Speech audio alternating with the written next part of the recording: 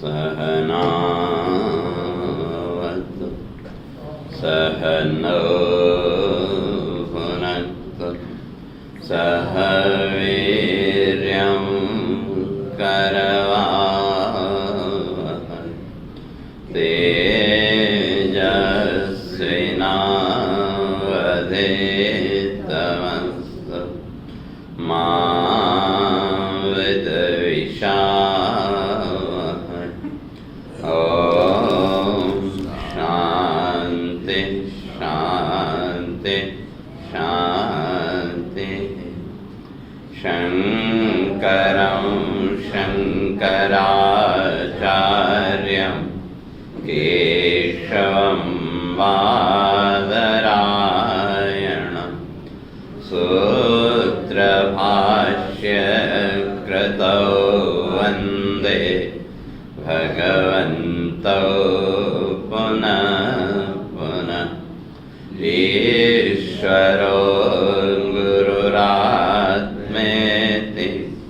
मूर्तिभेदविभागिने व्योमवद्व्याप्तदेहाय दक्षिणामूर्तये नमः। ॐ शान्ति शान्ति शान्तिः। नवा अध्याय 21वां श्लोक।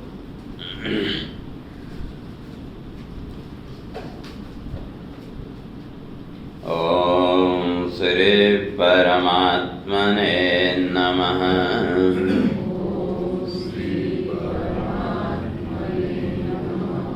श्री भगवान् उवाच ते तं भुक्त्वा स्वर्गलोकं विशालम्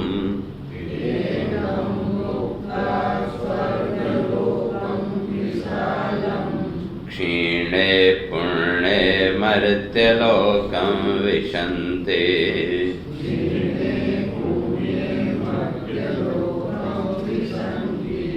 एवं त्रयी धर्ममनुप्रपन्ना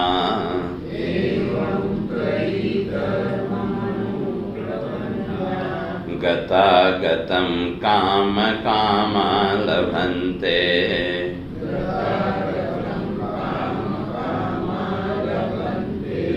अनन्याः चिन्तयन्तो माम् ये जना पर्युपासते तेषां नित्याभियुक्तानां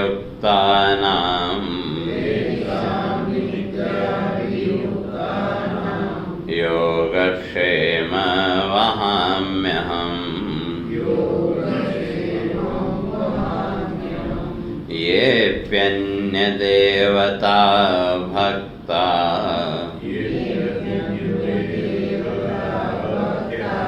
यजन्ते श्रद्धयान्विता तेऽपि मामेव कौन्तेय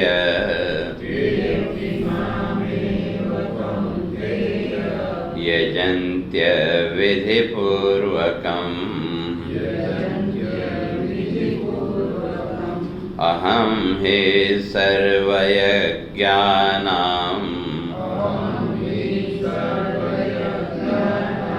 भोक्ता च प्रभुरेव च।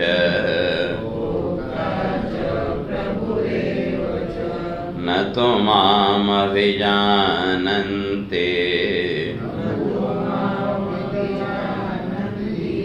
तत्त्वेनातस्यवन्ति ते।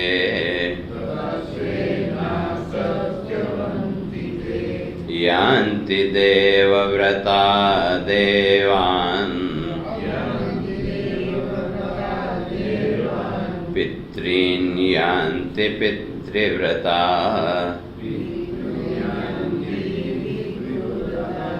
भूतानि यान्ति भूतेज्या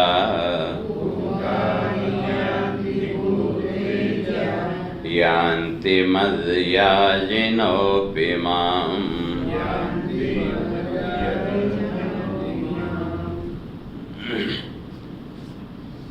तो विचार चल रहा था कि वो जो तत्व है, तत्व का जब जान लिया, तत्व को जब समझ लिया, तो फिर ऐसा जो साधक है, चाहे वो किसी भी रूप से साधना कर रहा हो, चाहे वो तामसी रूप से कर रहा हो, राजसी रूप से कर रहा हो या सात्विक भाव से कर रहा हो, फिर तीनों साधनाओं का उद्देश्य क्या होगा? या तो सीधे सीधे आत्मा अर्थ कर लें या अपने स्वरूप को जानना। चाहे वो तंत्र साधनाएं हैं या दूसरी जो भी साधना, उन सब का उद्देश्य एक ही है, चित्त की शुद्धि के द्वारा अपने स्वरूप का बोध। और जो तामसी साधनाएं आदि हैं जो भी लोग करते हैं, वहाँ भी वही बताने के लिए विधि तो शास्त्रों ने ही बताई होगी, तो लेकिन वो स्पष्ट करने के लिए कि भाई वो जो ज़्यादा तामसी जो साधनाएं भूत प्रेत आदि के, वह उससे मोक्ष या चित्त शुद्धि होने वाली नहीं है, बल्कि वही साधना अगर चित्त शुद्धि के लिए अगर की जाए तो वही सात्विक साधना हो जाएगी। इसलिए तीनों प्रकार की भक्ति या साधना का भी वहाँ भेद वही किया कि इस संसार के दम्भ में भी कुछ हो, इस तरह का जो भाव, तो उसके लिए की गई जो साधना है वो, अर्थात जहाँ अपने अहंकार का ही पोषण हो, तो ऐसी जो साधना वो तामसी साधना। और इस संसार के फल भोग की प्राप्ति के लिए की गई साधना और राजसी साधना। और इन सारे कर्म बंधनों से मुक्त होने के लिए की गई जो साधना वो सात्विक साधना। संक्षेप में ये भेद वहाँ क्या, सात्विक साधना का स्वयं को इस संसार बंधन से मुक्त करने, कर्म बंध विमोक्षार्थ, तो कर्म बंधन से मुक्त होने के लिए की गई साधना सात्विक साधना। और फिर इसी कर्म बंधन में बांधना फल प्राप्ति, स्वर्ग आदि के जो फल प्राप्ति के लिए की गई जो साधना तो वो राजसी। और जो तामसी साधना है उसमें फल भोग तो है ही, लेकिन उसके साथ साथ एक अहंकार का भाव कि मैं दूसरे से श्रेष्ठ हूँ, तो वो भाव अगर है तो का वो तामसी साधना।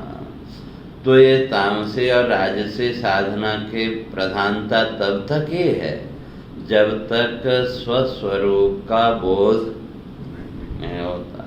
और जब वो स्वस्वरूप समझ में आए, जितना भी समझ में आया, उतने अंश में फिर हमारा साधना का जो रूप है वो बदल जाएगा। तो इसीलिए वो कह के आए कि जब वो ईश्वर के उस परमात्मा के या स्वस्वरूप को जब जान लिया, जो अभी तक वर्णन करके आए कि उस तत्व के अतिरिक्त तो संसार में और कुछ है ही नहीं, तो फिर साधना भी किसके लिए?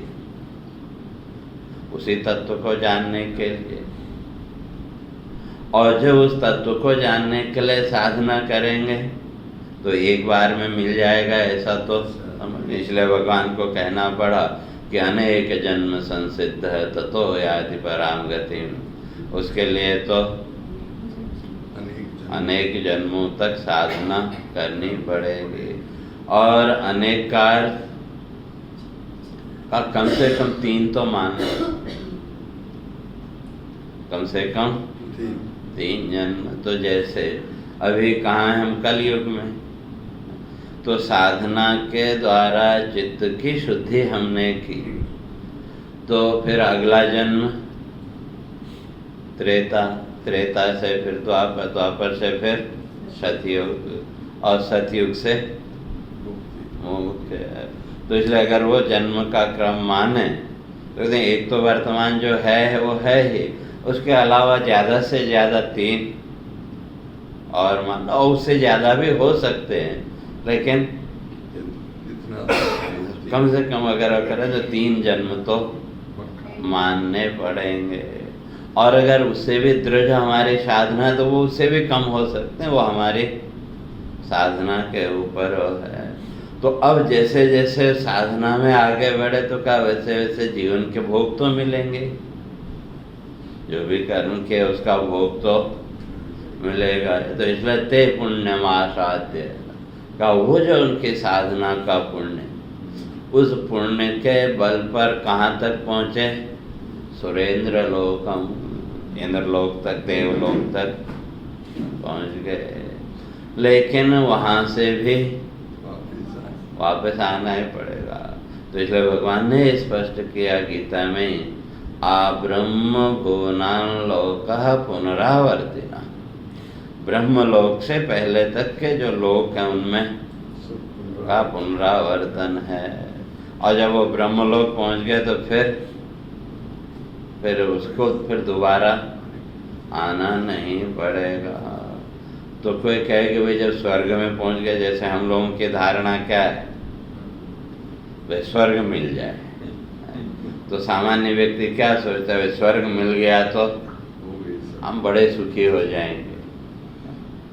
लेकिन स्वर्ग में भी सुख नहीं है।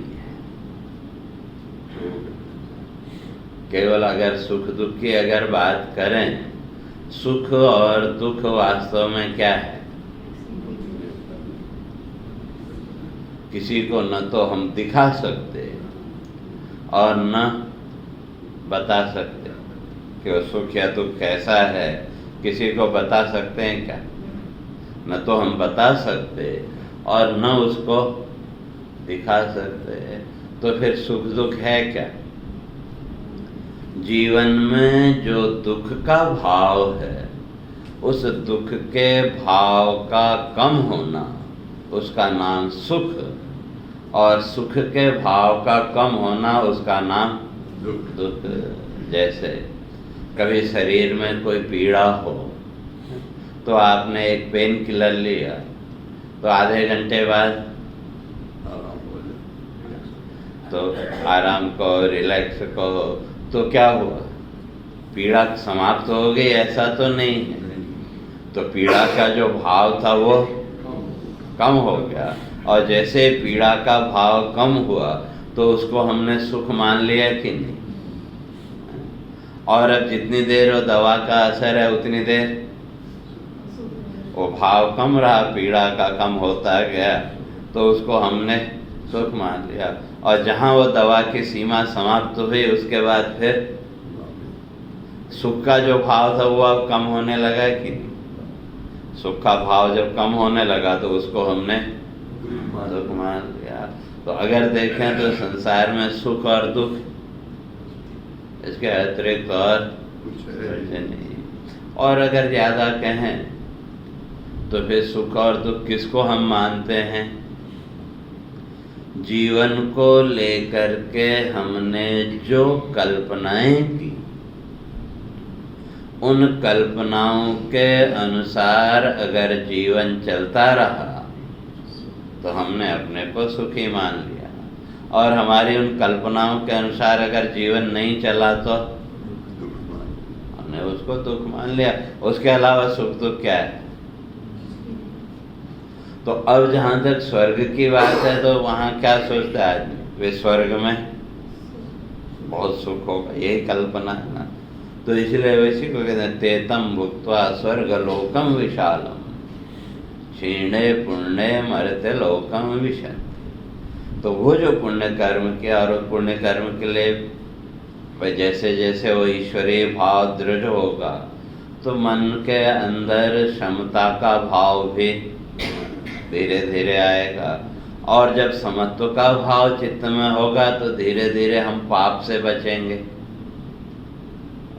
और जब पाप से बचेंगे तो पुण्य तो होगा, तो कुछ न कुछ तो कर्म तो प्रारब्ध हमसे कराएगा ही। तो पाप से हमने बचाया तो पुण्य कर्म में प्रवृत्ति हुई। तो अब वो जो पुण्य है उस पुण्य का फल किस रूप में? सुख के रूप में। और वास्तव में सुख है नहीं, इसलिए महर्षि पतंजलि ने तो स्पष्ट कर दिया, परिणाम ताप संस्कारे सर्वम दुखम विवेकिना।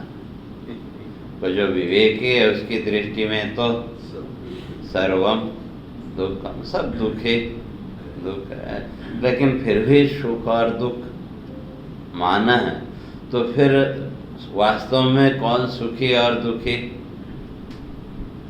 तो इसलिए जो सुख और दुख इन दोनों शब्दों को अगर लें तो ख दोनों जगह कॉमन है, और ख का अर्थ खम शून्य, ख का अर्थ शून्य भी है, और खम ब्रह्म कम ब्रह्म कहते। ख का अर्थ परमात्मा ब्रह्म तत्व। तो जब ब्रह्म तत्व वहाँ अर्थ करेंगे ख का, तो सुमाना अच्छी तरह से सुष्टु ख्यातम ब्रह्म येन स सुखी का, जिसने उस ब्रह्म तत्व को, उस आत्म तत्व को जितना अच्छे से जाना वो उतना सुखी। और जिसने जो उस ब्रह्म तत्व से जितना दूर है, दुख दूरम, जो उस ब्रह्म तत्व से या उस ब्रह्म आत्मा के चिंतन से जो जितना दूर है वो उतना दुखी। अगर सुख दुख के अगर सीधे अगर कहें तो यही है कि उस ब्रह्म तत्व को, आत्म तत्व को जिसने जितना जानने का प्रयास किया, और जब प्रयास करेगा तो कुछ न कुछ तो समझ में आएगा ही। और जैसे जैसे समझ में वो आता गया वैसे वैसे वो संसार के दुख से मुक्त होता है, और जब दुख से मुक्त हुआ तो सुखी। तो इसलिए कहा सुष्ठु ख्यातम ब्रह्म येन, जिसने उस ब्रह्म तत्व को जितना अच्छी तरह से जाना वो उतना सुखी। और दूह दूरम, जो उस ब्रह्म तत्व से जितना ज्यादा दूर है वो उतना दुखी। अगर सुख दुख के अगर वो करें तो इतना ही है। लेकिन फिर भी हमारी कल्पना क्या है कि वे स्वर्ग मिल जाए तो बड़ा सुख मिलेगा। तो लेकिन वो सुख भी कितनी देर का, जितनी देर का पुण्य है उतनी देर। और स्वर्ग में भी सुख नहीं। ठीक है, मीमांसा दर्शन आदि ने स्वर्ग प्राप्ति को ही पुरुषार्थ कह दिया, लेकिन वास्तव में वो तो एक पड़ाव है कि वो स्वर्ग का जब आपको अनुभव हुआ तो उस अनुभव के द्वारा जब बोध हुआ कि वे जिस सुख को हम खोज रहे थे वो सुख तो स्वर्ग में भी नहीं है। जब ये बोध हुआ तो स्वर्ग की जो इच्छा है वो अपने आप निवृत्त हो जाएगी कि नहीं? अभी तक तो कहीं न कहीं स्वर्ग की इच्छा है। ठीक है, ब्रह्म की बात वेदांत से हमने सुनी, थोड़ा वो भी किया, लेकिन इच्छा किसकी है? ब्रह्म बोध की कि स्वर्ग की? इच्छा, दृढ़ इच्छा तो स्वर्ग की है। क्यों? वहाँ कल्पना ये है कि वहाँ बड़ा सुख मिलेगा। लेकिन कहते हैं वो जो सुख मिला उसका फिर लाभ क्या? क्यों वास्तव में स्वर्ग में भी सुख नहीं। क्यों? कहा कि यहाँ इस संसार में 3 प्रकार का दुख, आधि भौतिक, आधि दैविक और आध्यात्मिक। तो आधि भौतिक दुख, जैसे अभी मौसम चेंज हो रहा है तो सर्दी जुकाम हो जाता है कि नहीं? थोड़ी सी असावधानी हुई सर्दी जुकाम हो गया, या भोजन में थोड़ा सी असावधानी हुई, ये सब क्या है? ये सब आधि भौतिक दुख। और जो आधि दैविक दुख है उसमें मनुष्य का कोई बस नहीं। तो जैसे कहीं अर्थक्वेक आ गया, कहीं साइक्लोन आया हुआ है, ये सब क्या है? ये सब आधिदैविक दुख। और आध्यात्मिक दुख का साधना के उसमें जो दुख सहन करना पड़ता है वो आध्यात्मिक दुख। तो यहाँ तो इस मृत्यु लोक में तो ये 3 दुख। तो स्वर्ग में हम पहुंचे तो कहा एक दुख कम हो गया, आदि भौतिक दुख। लेकिन अब स्वर्ग तक पहुंचने के लिए परिश्रम कितना किया? बड़े बड़े यज्ञ आदि जो भी किए, परिश्रम तो है कि नहीं? और सुख कितना मिला? अगर कहें तो सुख नहीं मिला, खाली दुख कम हो गया। तो अब उस एक दुख की निवृत्ति के लिए या उस एक दुख को कम करने के लिए पहले कितना दुख सहन किया? दुख सहन किया ना, जो भी है यज्ञ आदि जो कुछ भी। इसका अर्थ यज्ञ आदि कर्म नहीं करना चाहिए ऐसा नहीं, लेकिन वो स्वर्ग की लालसा से कहते हैं मत करो। क्यों? वहां स्वर्ग में भी आप पहुंच गए तो चलो वो एक दुख कम हो गया, लेकिन वहां भी कितनी देर रहेंगे? जितनी देर का पुण्य है।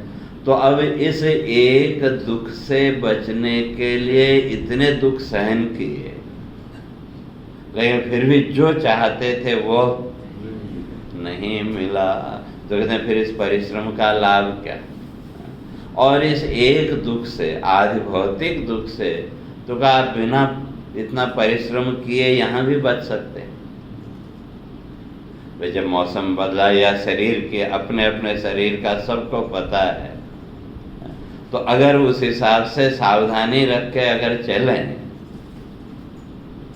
तो उस एक दुख से तो यहाँ भी बच सकते हैं कि नहीं?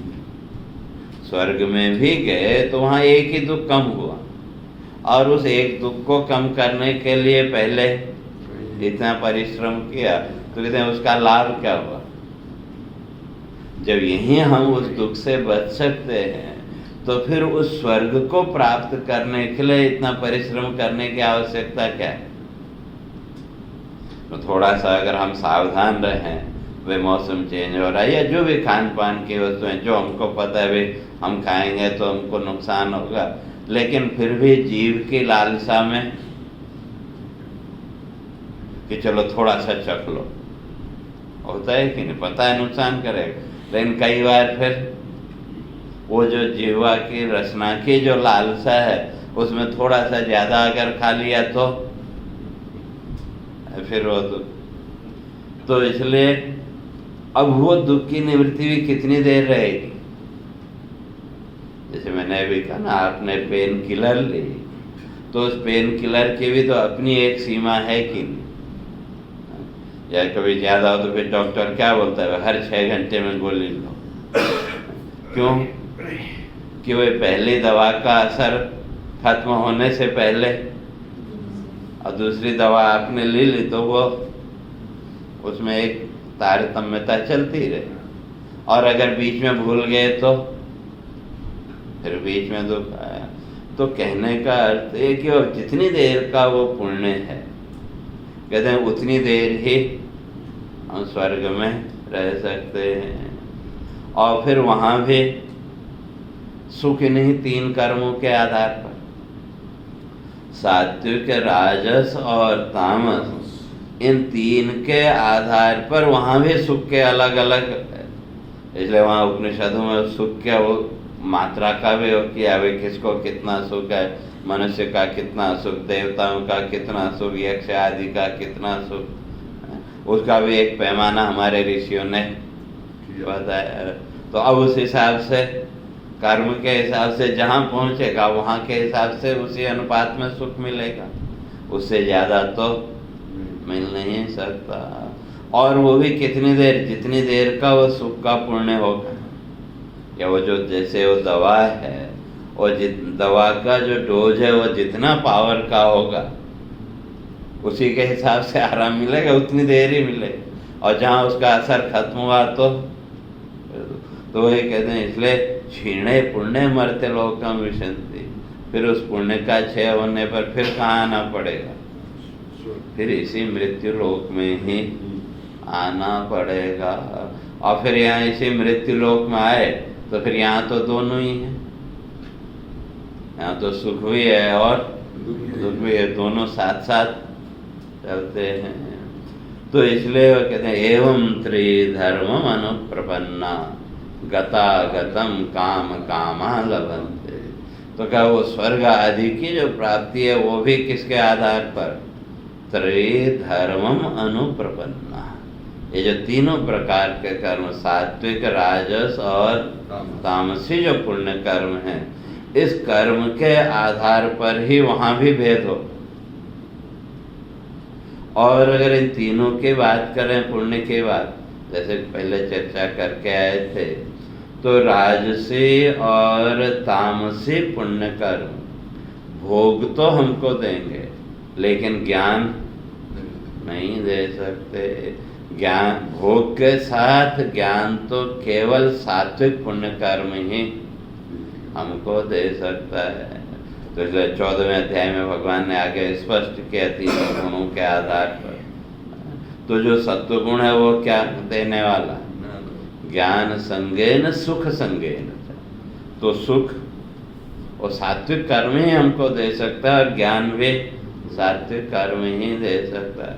अगर आप सामान्य उसमें अगर इन तीनों कर्मों को देखें तो ये तीनों स्थितियों का जीवन में हमको अनुभव, जब कोई पुण्य कर्म करने आप गए तो तीन स्थितियां हमारे सामने आती हैं। किसी की प्रेरणा से हमने पुण्य कर्म किया तो कई बार ये होता है उस पुण्य कर्म से पहले हम अपना स्वार्थ भी देखते हैं कि नहीं, भाई मैं ये अच्छा काम करूं, ये पुण्य कर्म करूं तो मुझे क्या मिलेगा। कई बार वो होता है कि नहीं, सामने वाले को अगर मिल गया उसका फल तो अपने को कोई आपत्ति नहीं है, लेकिन मुझे मिलना चाहिए, मुझे फल मिले और उसके साथ अगर सामने को भी कुछ लाभ हो रहा है तो उसमें हमको कोई दिक्कत नहीं है। तो इस भाव से किया गया जो पुण्य कर्म वो तामसी पुण्य, कि वहाँ व्यक्तिगत स्वार्थ प्रधान है। और राजसी में दोनों बराबर, भाई मुझे भी लाभ हो और सामने वाले को भी लाभ हो, जहाँ ये दोनों का भाव है वो राजसी पुण्य है। और जो सात्विक पुण्य है का जहाँ अपना व्यक्तिगत स्वार्थ न हो करके केवल सामने वाले के लिए जब हम पुण्य कर्म करते हैं, वहाँ अपने लिए फल की इच्छा नहीं है, भाई सामने वाले का भला हो। तो इस भाव से किया गया जो पुण्य कर्म वो सात्विक पुण्य कर्म है। और ये तीनों स्थितियों का जीवन में अनुभव किया हो, कभी न कभी तो नहीं हो तो पीछे जाके देखो तो कहीं न कहीं वो जीवन में अनुभव तो वो मिलेगा। तो इसलिए कहते हैं कि इसी को परोपकार जिसको कहा ना वही है कि अपने लिए कुछ नहीं चाहिए। या जैसे कल चर्चा करके आए थे सर्वे भवन्तु सुखिनः, तो वो जो भाव है तो उस भाव से किया गया जो कर्म कहते हैं वो सात्विक पुण्य कर्म। लेकिन चाहे वो सात्विक हो, चाहे राजस हो, चाहे तामस हो, तो वो पुण्य कर्म स्वर्ग का सुख उसी अनुपात से वो स्वर्ग का सुख हमको देगा। और कितनी देर, जितनी देर का हमारा पुण्य है। जैसे गथा गथम काम कामा लभन्ते, तो क्या फिर इन्हीं पुण्यों के आधार पर गमनादि है और उसी के आधार पर वो इच्छाओं की पूर्ति। कई लोग हैं वे उसने इच्छा की और तुरंत पूरी हो गई, और कई लोग बार बार वो करते हैं फिर भी नहीं होता। किसी कोई जो है तो 2-4 बार किया तो फिर कोई न कोई माध्यम बना हो गया। तो ये क्यों? कहते हैं वही हमारा जो पुण्य है उस पुण्य के आधार पर ही ये सब हमको मिलता है। ये हो गया राजसी और तामसी। और जो सात्विक पुण्य है उसका फल पंचदशी में स्पष्ट किया, सत्कर्म परिपाकात् करुणा निधिनोद्रता प्राप्य तीर तरुच्छायाम विश्राम्यन्ते यथा सुखम। कहते हैं वो हमारा जो सात्विक पुण्य है उसका फल क्या है? ठीक है, वो जहाँ स्वर्गवादी होगा वो होगा, लेकिन ये सब फल तो यही हैं। तो राजसी और तामसी पुण्य हमको जीवन के भोग तो दे रहा है, वहाँ दोनों हो गए, पुण्य भी और पाप भी। उसी से क्यों पुण्य के साथ पाप भी हो गए अपने आप। जैसे यज्ञ आप करते हैं तो यज्ञ कर्म को पुण्य कर्म माना कि नहीं, लेकिन उस पुण्य के साथ पाप भी तो हुआ कि नहीं। वो जो लकड़ी है उसके अंदर छोटे छोटे जीव, ठीक है, हम अपनी तरफ से कोशिश करते हैं कि भाई कोई जीव या उसमें वो न रहे, लेकिन फिर भी रह जाता है। और उसमें नहीं भी है, जब आपने अग्नि प्रज्वलित की तो उस अग्नि के ताप से वातावरण में जो जीव घूम रहे हैं, तो अत्यंत सूक्ष्म पाप तो उस पुण्य के साथ भी जुड़ा ही है कि नहीं। और उसका फल तो यहाँ हमको भोगना ही है। तो कहने का अर्थ पुण्य के साथ में पाप तो है ही। तो लेकिन पुण्य की प्रधानता होने से वो पाप आपको ज्यादा विचलित नहीं करेगा, फल तो अपना देगा, लेकिन पुण्य की अधिकता होने से वो आपको ज्यादा विचलित नहीं करेगा। तो अब जो सात्विक पुण्य है फिर उसका फल यहाँ क्या होगा? तो अगर संसार का अगर वैभव की बात करें तो कहते हैं ये तो सब राजसी और तामसी पुण्य का फल। अगर देखो संसार में बड़े से बड़े धनी लोग भी हैं कि नहीं, ऐसे लोग भी हैं जिनको खुद पता नहीं है कि उनके पास कितना वैभव है। तो सब कुछ सुख है कि नहीं उनके पास, लेकिन ज्ञान की प्रवृत्ति या स्वस्वरूप को जानने की प्रवृत्ति कितने लोगों में? बहुत कम। तो इसलिए कहते हैं जब वो हमारा पूर्व का जो पुण्य कर्म, सात्विक पुण्य कर्म जब फल देने के लिए आएगा, का सत्कर्म परिपाकात् करुणा निधिनोद्धृता। कहते हैं जब वो पुण्य फल देने के लिए आएगा तो उस समय करुणा निधिनोद्धृता। कहते हैं कोई संत महापुरुष या कोई ऐसा ज्ञानी हमारे जीवन में आया, उनकी किसी एक बात को लेकर के हमारा जीवन परिवर्तित हो गया। ऐसे तो बहुत तुमको बहुत संत महापुरुष है, और कई बार ऐसा भी होता है भाई आपके बगल में ही है, आपको पता भी है और इच्छा होती है वे चलो दर्शन करके न जाएं, लेकिन कुछ परिस्थितियां ऐसी बनती आप नहीं जा पाते। तो क्यों? तो वो अभी सात्विक पुण्य वो नहीं है। पुण्य तो है लेकिन वो सात्विक पुण्य अभी परिपक्व नहीं हुआ। और जब वो सात्विक पुण्य फल देने के लिए सामने आएगा तो क्या वो क्या करेगा? अनायास बिना प्रयास के भी वो आपको वहां पहुंचा दे। और कई बार ऐसा नहीं कोई वो है, लेकिन फिर भी अनायास कई बार ऐसे संत महापुरुषों का दर्शन मिल जाता है कि नहीं। तो वही यहाँ कहते हैं। और उसका फल क्या होगा? का प्राप्य तीर तरुच्छायाम विश्राम्यन्ते यथा सुखम।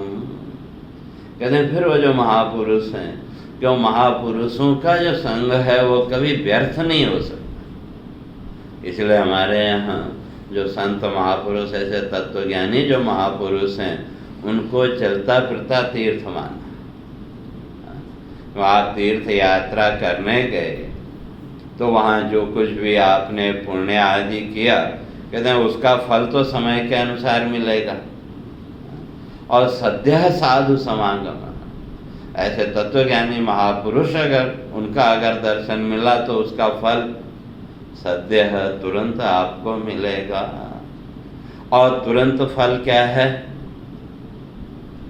तुरंत फल यह है कि एक तो अलौकिक शांति का अनुभव। ऐसे कोई भी, भले आप महापुरुषों को जानते हैं या नहीं जानते, जब आप उनके दर्शन करने या उनके संपर्क में आए तो पहला काम क्या हुआ? आपके मन का जो विक्षेप वो अपने आप शांत हुआ कि? तो क्यों? उसके लिए भी महर्षि पतंजलि योग दर्शन में स्पष्ट करते हैं, अहिंसा प्रतिष्ठायाम तत्सन्निधौ वैर त्याग। वो जो महापुरुषों की जो अपनी उनकी साधना है, वो साधना का प्रभाव ये है कि उस, क्या बोलते हैं आजकल, ओरा, वो जो ओरा है, उनका ओरा जहाँ तक है उस परिधि में आते ही दूसरे जो भी प्राणी हैं उनके मन का विक्षेप अपने आप शांत। क्यों? वो महापुरुष तो अपने स्वरूप में शांत स्वरूप में स्थित है, इसलिए उसका जहाँ तक वो घेरा, वहाँ तक जो भी आया उतनी देर के लिए वो चित्त का विक्षेप शांत हो गया। ये तात्कालिक फल। और फिर उनका कोई उपदेश हमको मिला और उसके अनुसार अगर हमने फिर अपने जीवन को ढालने का प्रयास किया तो उसका फल प्राप्यति रतरुच्छायाम विश्राम्यन्ति यथा सुखम। कहते हैं कि भाई गर्मी का मौसम हो, मई जून का महीना, और कच्छ के रण में आपको जाना पड़े, कल्पना करो क्या स्थिति होगी। दोपहर का समय है, ऊपर से भी गर्मी, नीचे से भी रेत की गर्मी, और उधर प्यास लग रही है और पानी भी पास में नहीं। कल्पना करो क्या स्थिति होगी। इतने में आपको कहीं दूर एक बढ़िया छायादार वृक्ष दिख जाए। अभी वो वृक्ष दूर है, लेकिन उस वृक्ष के दिखते ही आपकी आधी थकान, आपकी आधी पीड़ा अपने आप दूर हो गई कि अभी वहां पहुंचे नहीं। और जैसे वो पीड़ा दूर हुई तो आपकी गति भी बढ़ गई कि नहीं, कि भाई चलो जल्दी वहां पहुंचो। पर इसी तरह से कहते हैं वो जो सत्कर्म का फल, सात्विक पुण्य का फल ये है। या दूसरा भी एक श्लोक दिया कि सत्कर्म परिपाकात् स्वस्वरूपम चिकीर्षति कोहम कथम अयम दोषः संसाराख्य उपागतः। कहते हैं सत्कर्म परिपाकात्, जब वो सात्विक पुण्य कर्म परिपक्व होकर के फल देने के लिए सामने आएगा तो क्या करेगा? पहला एक तो कह दिया, या तो किसी संत महापुरुष से हमको मिला देगा, और अगर वो नहीं है तो अगर उससे ज़्यादा वो सात्विक पुण्य है तो स्वस्वरूपम चिकीर्षति। वो जो साधक है जिसका वो सात्विक पुण्य कर्म फल देने के लिए आएगा तो उसके अंदर स्वस्वरूपम चिकीर्षति, अपने स्वरूप को जानने की इच्छा। तो वो भी कौन प्रकट करेगा? का वो सात्विक पुण्य कर्म ही। और जब तक वो सात्विक पुण्य कर्म नहीं है, ठीक है, हमने लाख प्रवचन सुने, शब्द भी हैं, सब कुछ है, लेकिन अगर ईमानदारी से अगर देखें तो इतने वर्षों से शास्त्र चिंतन वगैरह हम लोग सब कर रहे हैं, चाहे वो आप हैं, मैं हूँ, कोई भी है, लेकिन अपने स्वरूप को जानने की जिज्ञासा कितनी दृढ़ है। तो इसका अर्थ सात्विक पुण्य नहीं है ऐसा नहीं, सात्विक पुण्य तो है, लेकिन वो अभी वो बलवान सात्विक पुण्य सामने नहीं आया। नहीं है ऐसा तो नहीं कह सकते, क्योंकि जब वो सात्विक पुण्य हमको इस ज्ञान की ओर ले आया है तो वो इससे दृढ़ सात्विक पुण्य भी कहीं न कहीं होगा। हम नकारात्मकता क्यों अपने जीवन में ले? भाई वो कहीं न कहीं होगा। भाई ये मानना पड़ेगा भाई अभी उसके प्रकट होने का समय नहीं, है, और जिस समय वो सात्विक पुण्य परिपक्व होकर फल देने के लिए तैयार होगा तो क्या करेगा? स्वस्वरूपम चिकीर्षते, तो अपने स्वरूप को जानने की जिज्ञासा। और किस रूप में? कहे वो जिज्ञासा फिर कैसी होगी? तो कहा कोहम कथम अयम दोषः संसाराख्य उपागत। तो वो जो पुण्य कर्म है फिर कौन सी वृत्ति को जागृत करेगा? कहा कोहम, मैं कौन हूँ, जिसको हम मैं कहते हैं, वो मैं कौन हूँ, ये जानने की जिज्ञासा। और दूसरा कथम अयम दोषः संसाराख्य, ये संसार कहाँ से आया। कहते हैं ये दो वृत्तियां साधक के अंदर प्रकट होंगी, मैं कौन हूँ और ये संसार कहाँ से आया। तो ये जब दो वृत्तियां प्रकट हुई तो फिर सारा ध्यान किधर जाएगा? अब जो संसार के साथ जो भी हमारी आसक्ति जो कुछ भी है वो अपने आप छूट जाएगा कि नहीं? क्यों? फिर वहाँ प्रवृत्ति तो किस में है कि वास्तविकता क्या है जीवन की, उस वास्तविकता को खोजना। मैं कौन हूँ और ये संसार क्या है, कहाँ से आया। और जब ये खोजने के लिए आगे बढ़ेंगे तो फिर तो आश्रय तो किसी न किसी का लेना पड़ेगा। तो फिर किसका आश्रय? तो कहा अनन्या चिंतयन्तो माम।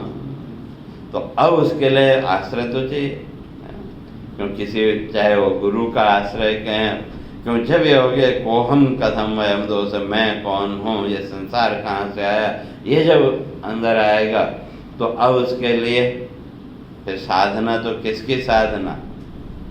आत्म साधना कहें या ईश्वर साधना। तो क्या फिर वो क्या हो जाए? अनन्या चिंतयन्तो माम।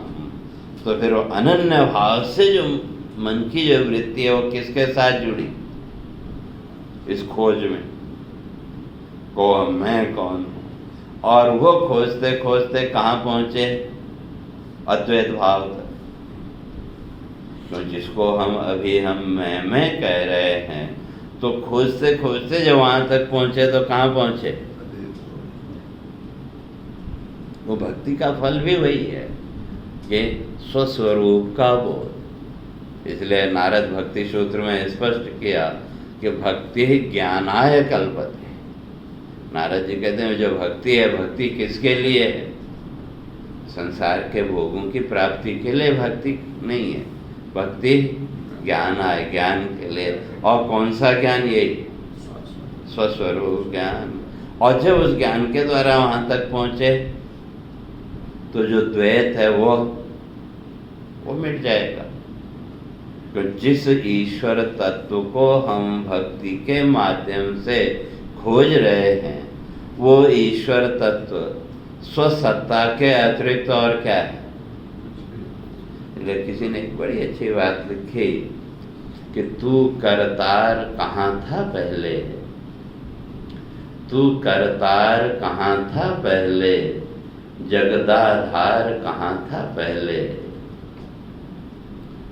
मैंने ज्यों ही आंखें खोली, चहुदिश तेरी ही छवि देखी, मम सौंदर्य पिपासा बिन तू साकार कहाँ था पहले। अगर उस ईश्वर को देखने की इच्छा हमारे अंदर न हो तो उसके रूप का कोई महत्व है क्या? तो उस साकार ईश्वर को भी बनाने वाला कौन? नहीं हो कि नहीं? ठीक है, अभी अविद्या के कारण भ्रांति कहो, अविद्या कहो, अज्ञान कहो, उसके कारण हमने इन दो को अलग अलग अभिमान रखा है। जब खोजते खोजते जब वहां पहुंचे तो वहां क्या बोध हुआ? भाई मेरी इच्छा के बिना तो इसलिए वो ईश्वर जिसको हम ढूंढ रहे हैं वो भी तो कौन है? मैं ही हूँ। अब वो बोध मैं के रूप में हो या ईश्वर के रूप में? अगर मैं के रूप में बोध हुआ तो फिर वह अहम ब्रह्मास्मि का भाव वो जागृत हो जाएगा। और अगर ईश्वर के रूप में बोध हुआ तो अभी द्वैत है थोड़ा सा, तो लेकिन अब जो चिंतन है वो क्या होगा? भगवान कहते हैं अनन्या चिंतयन्तो माम। फिर वो जो साधक है फिर वो अनन्य भाव से मेरा ही चिंतन करता है। और हम लोगों को बड़ा डर लगता है अगर भक्ति या उसकी बात करें। मैंने कई जगह देखा कि कई बार जो छोटे बच्चे हैं वो पूर्व संस्कारों के आधार पर घर में दादा दादी मामा माता पिता अगर भगवान की पूजा अर्चना करते हैं तो छोटे बच्चे भी अपने आप वहाँ बैठ जाते हैं और आपको देख के वो सब करते हैं। तो जब तक वो छोटे हैं तब तक तो माँ बाप बड़े हो होते हैं कि बड़ा उसको आश्चर्य मानते हैं, लेकिन उन संस्कारों को आगे कितना बढ़ाया। तो हमको तो डर यही लगता है कि कहीं ये भक्ति में लग गया तो फिर हमारे तो किसी काम का नहीं। अगर भक्ति का भाव अगर कहीं उसके अंदर दृढ़ हो गया तो फिर हमारे किस काम का?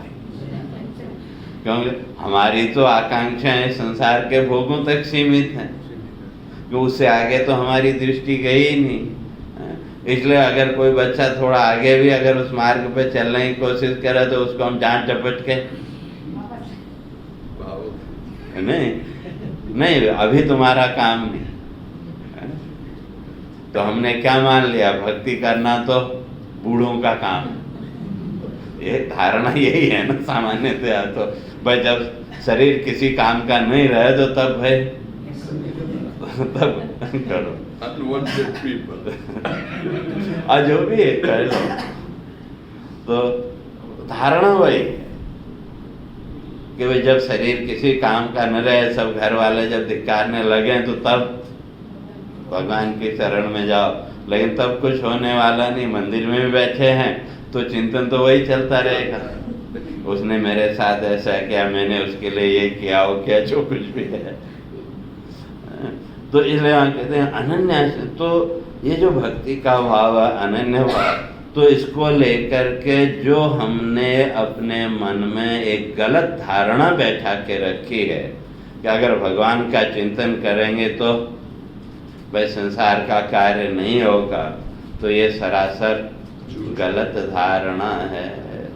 अगर आत्म कल्याण के मार्ग की ओर आगे बढ़ना है तो पहले इस धारणा को खत्म करना पड़ेगा।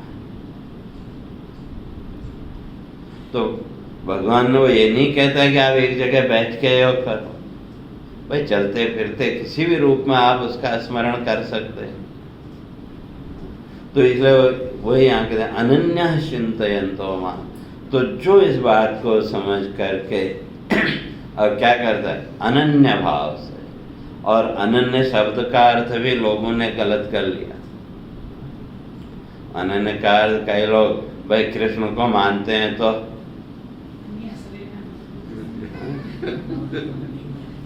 राम को नहीं मानना या शिव को नहीं मानना, वो नहीं, वो भी हमारी अज्ञानता का ही प्रतीक। तो अनन्य का अर्थ हर रूप में उसी तत्व को देखना। क्योंकि आपकी निष्ठा किस रूप के साथ है वो आपका व्यक्तिगत हुआ है। उसको न तो कोई शास्त्र उसके लिए कहता है कि तुम ऐसी ही निष्ठा बनाओ, न कोई संत महापुरुषों ने भी ऐसे। हाँ ठीक है, जिनको अपना बिजनेस चलाना है उनकी बात अलग है, लेकिन जो सही अर्थों में संत हैं, सही अर्थों में तत्वज्ञानी महापुरुष हैं, उनको इससे मतलब नहीं कि आप किसका नाम जोड़ रहे हैं, किसका वो कर रहे हैं। भाई आपके जीवन में ईश्वर चिंतन होना चाहिए। अब किस रूप में आप करते हैं वो आपका व्यक्तिगत हो। आप ठीक है, आपकी श्रद्धा राम के साथ नहीं बनी, कृष्ण के साथ बनेगी, कृष्ण के साथ नहीं बनी, शिव के साथ बनी, और किसी देवता के साथ नहीं बनी, किसी देवी के साथ बनेगी। तो इसीलिए हमारे यहाँ इतने देवी देवताओं की परिकल्पना की गई ना, वो इसीलिए क्योंकि जिस किसी भी रूप में आपके जीवन में वो ईश्वर का चिंतन आए। और वो जब चिंतन में जब दृढ़ता होगी तो फिर धीरे धीरे भेद भी निवृत्त होगा। लेकिन हमने उसी भेद को पकड़ के हम बैठ गए, मैं तो इसको मानने वाला, मैं तो उसको मानने वाला, तो क्या वो अनन्य चिंतन नहीं है।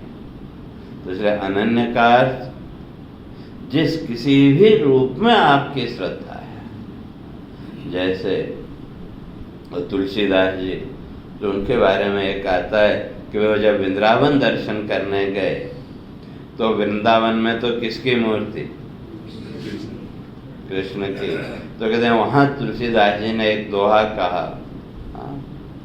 कहा कहूँ छवि नाथ आप, कहा कहूँ छवि आपकी, भले बने हो नाथ, तुलसी मस्तक तब झुके, धनुष बाण हो हाथ। और कहते हैं कि वे तुरंत जो है तो उस रूप में भगवान वहाँ प्रकट हो। तो किसी रूप के साथ द्वेष नहीं। तुलसीदास जी ने क्या बताया, अब ये कहानी सच्ची झूठी जो कुछ भी है, लेकिन यही है कि वे जो सही अर्थों में जिसके अंदर वो ईश्वरीय चिंतन है, जो सही अर्थों में उस ईश्वर तत्व को जानता है, उसमें निष्ठा ठीक है, अपनी अपनी अपनी जगह सबके अलग अलग है, लेकिन किसी के साथ द्वेष नहीं है। और जब द्वेष नहीं है, जब वो प्रार्थना की तो भगवान उस रूप में प्रकट हुए कि नहीं। तो इसी तरह से जितने भी रूप हैं, ठीक है, उन रूपों में अलग अलग रूप हैं, उनके मंत्र साधना विधि सब अलग अलग हैं, लेकिन आपकी जो निष्ठा है, आपकी निष्ठा के अनुसार ही वो रूप आपके सामने प्रकट होंगे। तो वही भगवान कहते हैं अनन्या चिंतयन्तो, का जो अनन्य भाव से निरंतर मेरा चिंतन करता है, अर्थात हर रूप में जो उसी तत्व को देखता है।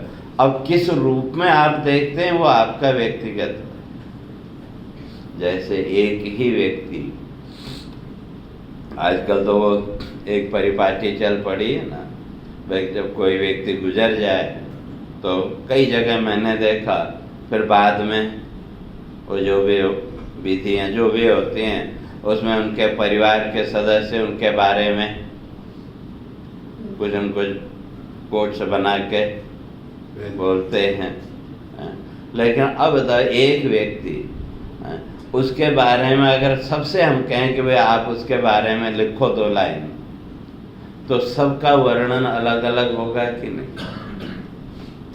आपका बेटा है, उसकी दृष्टि में आपका रूप माता पिता का रूप है, उसकी दृष्टि में दूसरा रूप आपका नहीं हो सकता। और आपके जो माता पिता हैं उनकी दृष्टि में आपका रूप पुत्र पुत्री का। तो जो भी नाते रिश्तेदार हैं, जो भी संसार के संबंध हैं, तो हर एक की दृष्टि में आपका रूप अलग अलग है कि नहीं। लेकिन आप तो वही हैं कि नहीं। लेकिन अब तुम इसको ऐसा क्यों मानते हो, तुम ये क्यों मानते हो, उसको लेके कभी झगड़ा हुआ क्या? लेकिन जब जीवन के व्यवहारिक क्षेत्र में आए, जब ईश्वरीय भाव के उसमें आए, तो हम उसी को लेके झगड़ने लगते हैं। अगर देखें तो बहुत छोटी सी बातें हैं, लेकिन कभी हमने जीवन में इन बातों का विचार ही नहीं किया। और उसका फल तो भगवान आगे स्पष्ट करेंगे, कहा वो तो मेरे स्वरूप को जानते ही नहीं।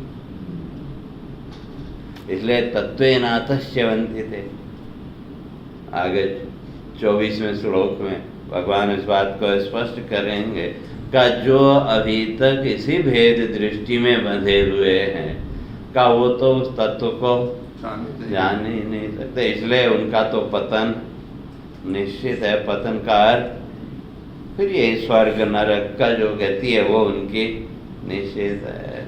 और जो अनन्या चिंतयन्तो माम, अनन्य भाव से जो मेरा चिंतन करते हैं, ये जनः पर्युपासते। इसलिए अनन्यता को स्पष्ट करने के लिए आगे कहते हैं पर्युपासते, परितः उपासते। चारों ओर जो भी रूप हैं, हर रूप में जो उसी तत्व को देखता है, अर्थात उस ईश्वर तत्व के अतिरिक्त और कुछ अब उसकी दृष्टि में है ही नहीं। तो उस अवस्था में भी संसार के कार्य नहीं होंगे ऐसा नहीं, खाली स्थिति का अंतर है, कार्य सब होंगे। जैसे अभी तक अगर चिंतन की हम बात करें तो अभी तो अनन्य चिंतन किसका? संसार का। सुबह आँख खुलने से लेकर के रात को बिस्तरे पे जाने तक या नींद आने तक चिंतन किसका है? संसार का ना। तो संसार का अनन्य चिंतन होते हुए भी हम ईश्वरीय कर्म भी करते हैं कि नहीं? जो भी भगवान की पूजा अर्चना या जो स्वाध्याय यहाँ कर रहे हैं, तो संसार का चिंतन होते हुए भी ये कर्म जीवन में हो रहे हैं कि नहीं? बस ठीक इसी तरह से बस स्थिति को उलटना है केवल। क्योंकि अभी हमने चाहे वो ईश्वरीय चिंतन की बात है या शास्त्र चिंतन की बात है, इसको हमने एक फॉर्मेलिटी मान रखा है और संसार चिंतन को जीवन की जरूरत मान रखा है। वह स्थिति उलट जाएगी, फिर वो ईश्वर चिंतन हमारे जीवन की जरूरत और संसार के जो भी कार्य हैं वो एक फॉर्मेलिटी। जिस दिन जीवन में ये स्थिति आ गई उस दिन आप जीवन के सारे कर्म बंधन से मुक्त हो जाएंगे। तो वही यहाँ भगवान भी कह रहे हैं का फिर ऐसे जो व्यक्ति है का फिर किसी को ये लगे कि वे भगवान का ही चिंतन करते रहे तो फिर हमारे संसार के जो बाकी कार्य हैं वो कैसे होंगे? भगवान कहते हैं फिर उसकी चिंता करने की जरूरत नहीं। क्यों? तेषां नित्याभियुक्तानां योगक्षेम वहाम्यहम्। का फिर ऐसे जो साधक हैं उनके दो काम मैं करता हूँ। योगक्षेम, अप्राप्तस्य प्राप्ति ही योग और प्राप्तस्य रक्षणम क्षेम। तो आपके जीवन में जिस वस्तु की आवश्यकता है उसको प्राप्त कराना और जो जीवन में आपको प्राप्त हुआ उसकी रक्षा करना। भगवान कहते हैं ये दो काम मैं करता हूँ। जैसे छोटे बच्चे हों या कोई या वृद्ध भी हैं जो असहाय हो गए अब शरीर से, तो अब जब वो पूरी तरह से आपके आश्रित हो गए तो ये दो काम आप करते हैं कि नहीं? चाहे वो बच्चा हो या वृद्ध व्यक्ति है, तो उसको कल जिन वस्तुओं की जरूरत पड़ने वाली है वो आप एक दिन पहले ही ला के रख देते हैं कि नहीं? और उन वस्तुओं की रक्षा का काम भी करते हैं कि नहीं? ठीक है, संसार की वृत्तियों के कारण कभी रोष आदि भी वो प्रकट हुआ, लेकिन वो रोष भी कहीं न कहीं आपको विचलित करता है कि नहीं? एक बार संस्कार के अनुसार वो रोष आया, गुस्सा आया, लेकिन अगली बार आप उससे भी अपने को बचाने की कोशिश करते हैं कि नहीं? तो उससे भी चित्त की शुद्धि तो हो रही है। तो जैसे वहाँ वो जो असहाय व्यक्ति है या जो पूरी तरह से हमारे ऊपर आश्रित है, चाहे वो बच्चा हो या वृद्ध व्यक्ति हो, तो उन दोनों के दो काम तो हम करते हैं कि नहीं? भगवान कहते हैं वही काम मैं भी करता हूँ। योगक्षेम वहाम्यहम् का उसको जीवन में जिन वस्तुओं की जिन चीज़ों की आवश्यकता पड़ेगी उन वस्तुओं को उपलब्ध कराना और कब तक उसकी ज़रूरत है उसकी रक्षा करना का, ये दो काम मैं कर। अब ये नहीं समझ लेना कि केवल वो उन्हीं का करता है, ऐसा है। वो तो सबके लिए भगवान वो कर रहा है। बस सुखी दुखी तो हम अपनी कल्पनाओं को लेकर के, हमने जो जीवन की कल्पना है कि ऐसा है तो ऐसा ही होना चाहिए और वो नहीं हुआ तो दुखी। और हमारी कल्पना से कहीं ज़्यादा हो गया तो वहाँ भी हम अपने अहंकार को लेके और बैठ गए। तो ये ईश्वर ये दो काम तो सबके लिए कर रहा है। क्योंकि जो पशु पक्षी आदि हैं, अब निमित्त क्या बना वो अलग चीज है। तो या मनुष्य में भी अगर देखो, एक जिस व्यक्ति को हम पागल या विक्षिप्त कहते हैं, उसके जीवन की भी तो रक्षा वही कर रहा है कि नहीं? हमने तो उसको क्या दिया? अगर देखें तो ऐसे व्यक्ति को अगर हमने कभी दे दिया हो कुछ अन्न वगैरह तो वो अलग बात है, नहीं तो 99% तो हमने उसके लिए कुछ नहीं, लेकिन फिर भी उसको सब कुछ समय के साथ मिल रहा है कि नहीं? तो कहाँ से मिल रहा है, कैसे मिल रहा है, हम उसमें भी कभी नहीं गए। लेकिन हमने उसके लिए कुछ किया क्या? जो हम अपना बड़ा अहंकार लेके हम ये कर सकते हैं, वो कर सकते हैं, लेकिन उसको भी तो सब उसके जीवन की आवश्यकता के अनुसार मिल रहा है कि नहीं? तो ये दो काम तो ईश्वर सबके लिए कर रहा है कि नहीं? उसी तरह से अपने जीवन को भी अगर देखें तो वहाँ भी, लेकिन हमारा अहंकार और हमारी लौकिक इच्छाएं हमको ये सब चीज़ें समझने ही नहीं देती, और उसके कारण जीवन भर दुखी रहे। तो इसलिए भगवान कहते अनन्या चिंतयन्तो मां ये जना मृवासते तेषां नित्याभियुक्तानां योगक्षेमवान्। कोई अब यहाँ प्रश्न करे भाई परमात्मा के, हम तो इस देवता को पूजते हैं, इस देवता को पूजते हैं। भगवान कहते हैं उसमें भी कोई बुराई नहीं है। तो इसलिए कहा ये पे अन्य देवता भक्ता यजन्ते श्रद्धयान्विता, और ते पे मामेव कौन्तेय यजन्त्य अविधि पूर्वकम। अब जो दूसरे देवताओं के पूजा के जो विधियां हैं वो सबकी अलग अलग है, और कई बार तो मैंने देखा उन विधियों को लेकर के आपस में झगड़ने लगते हैं लोग। लेकिन वो विधि तो वो तो आपके श्रद्धा का विषय है, और जहाँ श्रद्धा है वहाँ विधि की अनिवार्यता नहीं है, और जहाँ फल की इच्छा है वहाँ विधि अनिवार्य है। अगर फल की इच्छा है तो क्या उसके लिए विधि अनिवार्य है? तो अगर फल की इच्छा से आप वो कर रहे हैं और विधि पूरी नहीं की तो उसका कोई फल नहीं मिला। क्यों? वहाँ मुंडक में स्पष्ट किया कि ये जो यज्ञ इसकी 7 जीवाएं, काली कराली च मनोजवा च सुधूम्रवर्णा लोहिताक्ष, उसकी 7 जीवाएं। फल की इच्छा को लेकर के कोई भी कर्म आप करेंगे तो उसके साथ कहते हैं ये अग्नि की 7 जीवाएं तो वहाँ गड़ी हैं, और जिसको आपने आहुति नहीं दी आपका जो पुण्य होगा वो उसमें से वो अपना ले लेगा। जैसे आजकल टैक्स, कई लोग टैक्स बचाने के लिए सब अलग अलग वो करते हैं कि नहीं, लेकिन फिर भी वो गवर्नमेंट कहीं न कहीं से वो ढूंढ ही लेते हैं कि नहीं। तो आदमी जो कुछ भी उनका सिस्टम है, लेकिन वो कहीं न कहीं से ठीक है 1 साल 2 साल 10 साल आप बचे रहे, लेकिन और कहीं न कहीं से वो आपका वो लिंक ढूंढ ही लेते हैं। तो इसी तरह से अगर वो फलेच्छा से कर्म कर रहे हैं और विधि नहीं की तो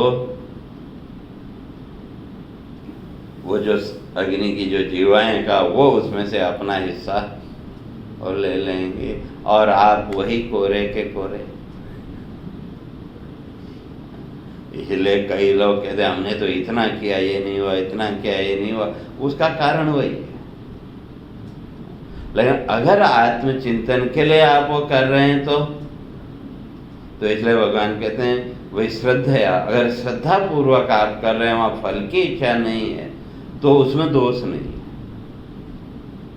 तो जहाँ आपकी श्रद्धा है, श्रद्धा में आपने पहले जल चढ़ाया कि पहले फूल चढ़ाया, वो महत्व नहीं रखता। लेकिन फल की इच्छा है तो फिर वो जो विधि हमारे ऋषियों ने बनाई है उस विधि के अनुसार ही। तो इसलिए कहते हैं जो श्रद्धा पूर्वक, कौन थे, यजंती अविधि पूर्वक, जो श्रद्धा से कर रहे हैं का वहाँ विधि का वो नहीं है। तो अब जो बिना विधि के भी श्रद्धा पूर्वक, ठीक है मेरे स्वरूप तक वो नहीं पहुँच पाए, लेकिन किसी अन्य देवता की भी वो पूजा अगर कर रहे हैं और वहाँ भी अगर भाव किसका है, स्वात्म बोध का या संसार से मुक्ति का, तो का उसका भी फल उनको वही मिलेगा। ऐसा नहीं कि भाई मेरी ही पूजा करने से मिलेगा, ऐसा नहीं। लेकिन अंतर यही है कि भाई अब श्रद्धा पूर्वक आप आत्म शुद्धि के लिए पूजन कर रहे हो या लौकिक फल के लिए। अगर लौकिक फल के लिए करते हैं तो विधि जरूरी है, और अगर आत्म कल्याण के दृष्टि से आप करते हो तो क्या श्रद्धा चाहिए। जो जहाँ श्रद्धा है तो वहाँ तो फिर वो आत्म कल्याण, वो भी भाव धीरे धीरे निवृत्त हो जाएगा। फिर तो वहाँ एक केवल क्या बोलते हैं गुजरात, आभार प्रकट करना। तो श्रद्धा का अर्थ है उस ईश्वर के प्रति आभार प्रकट करना। उस भाव से अगर कर रहे हैं तो क्या उसका भी फल क्या होगा, धीरे धीरे वो मेरे स्वरूप को प्राप्त कर लेंगे। तो क्यों, तो फिर उसको आगे कहते हैं अहम ही सर्वयज्ञानाम भोक्ता प्रभुरेव च, का सभी यज्ञों का आधार तो मैं ही हूँ, सभी कर्मों का आधार तो मैं ही हूँ, जैसे भी आप वो करते हैं। तो इसलिए वो जो साधक श्रद्धा पूर्वक किसी भी देवी देवता की वो पूजा करता है तो वो धीरे धीरे वो उस आत्म भाव तक, उस आत्मज्ञान की उसको प्राप्ति होगी। और अगर फल इच्छा से ही वो कर रहा है तो फिर वो तो उसी में उलझा हुआ है, उसके यहाँ तो आत्मज्ञान की तो वहाँ फिर कोई चर्चा संभव ही नहीं है। तो कैसे तो उसकी चर्चा पे